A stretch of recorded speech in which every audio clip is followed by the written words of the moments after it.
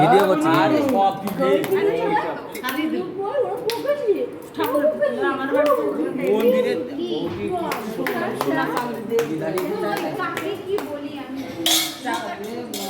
ভিডিওটা করে রাখি, সবাই সাক্ষী হয়ে থাকুক।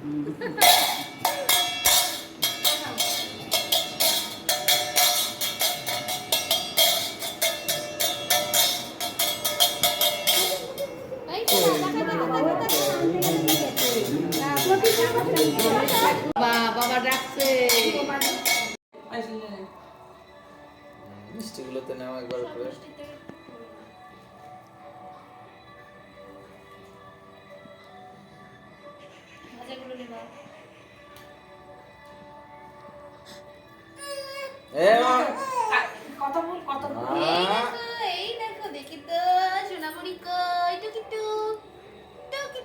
খাবা তুমি খাবা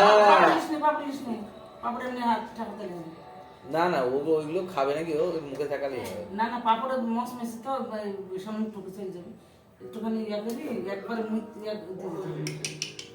একবারে গলায় ঠিক যাবে না? হাত একদম এরকম করলে হাত দিয়ে একবারে এরকম করলে একটা দানা নেই। হ্যাঁ একদম গেলে নেই। সেদিন খাচ্ছিল তো সেদিন এরকম মুখে বলেছে। হ্যাঁ কি বেজো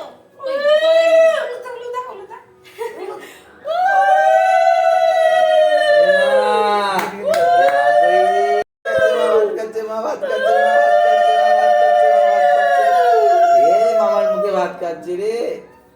এই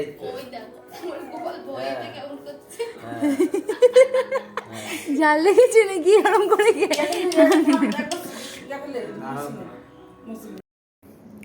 hello friends, welcome back to my channel happy and sad life blog. তোমরা সবাই কেমন আছো? আশা করি তোমরা সবাই খুব ভালো আছো। তো ভিডিওর প্রথমে থেকে বুঝতেই পারছো এটা আমার মেয়ের মুখের ভাতের ভিডিও, রাইস সেরেমনি। তো ভিডিও করতেই পারিনি, তো এটাই সবচেয়ে বড় দুঃখের বিষয় যে একটুও ভিডিও করতে পারিনি, কারণ এত খারাপ সিচুয়েশান ছিল, ভীষণই খারাপ সিচুয়েশান ছিল। মানে আমার মেয়ের এত ঠান্ডা লেগেছিল, মানে ঠান্ডা লেগেছে বললে ভুল হবে, ভয়ঙ্কর পরিমাণে কাশি ছিল। বয়স্ক মানুষরা যেমন কাশি তেমন কাশতে কাশতে বমি করে দিচ্ছিলো, মানে ভীষণই খারাপ একটা পরিস্থিতি। তো প্রত্যেকেরই একটা মনে আশা থাকে যে বাচ্চাদের প্রথম মুখে ভাতে বা সেরেমনিতে একটু ভিডিও করবে বা অনুষ্ঠান করবে, কিন্তু ওর যেহেতু শরীর খারাপ ছিল তো সেই জন্য আমরা কোনো কিছুই করতে পারিনি। তো আমরা একটা মন্দিরে নিয়ে গিয়ে সবাইকে, আমাদের রিলেটিভ যারা আছে সবাইকে সেখানে একসাথে নিয়ে গিয়ে ওখানে ওর মুখে বসে দিয়েছিলাম। ওখানে মহারাজা ছিলেন, তিনি দিয়েছিলেন, আর আমার দাদা মুখে ভাত দিয়েছিল, আর বাড়িতে তো মামা ভাত হয়েই ছিল। তো সেটাই আর কি, কয়েকটা ছবি তোলা হয়েছে মাত্র, আর ছোটো ছোটো একটু ভিডিও আছে, সেইটুকুই করা হয়েছে। মানে ওকে নিয়ে এতটাই ব্যস্ত ছিলাম তো সেটা করতে পারিনি। সেই দিনগুলো আমি কোনোদিনই ভুলবো না। অনেক শখ থাকে, প্রত্যেকটা মায়েদেরই অনেক শখ থাকে, সেই দিনটা নিয়ে অনেক আশা থাকে, কিন্তু সেই দিন এতটাই খারাপ সিচুয়েশান ছিল, এতটাই খারাপ অভিজ্ঞতা আমার জীবনে, সেটা কখনোই ভোলার মতো নয়। মানে ওকে রেডি করে নিয়ে গেলাম সুন্দর করে, মেয়েটার সাথে আমি একটা ভালো ছবিও তুলতে পারিনি, যেটা সবার ইচ্ছে থাকে, স্বাভাবিক কথাই।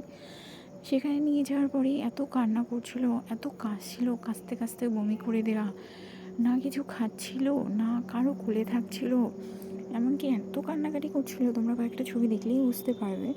তো ভীষণ কষ্ট পেয়েছিল। এমনকি মামা ভাতে গিয়েও আমরা ভেবেছিলাম কয়েকদিন থাকবো, কারণ পুরো অনুষ্ঠানটাই পড়েছিল দুর্গাপুজোর মধ্যে, অনুষ্ঠানের মধ্যেই পড়েছিল এই রিচুয়ালসটা।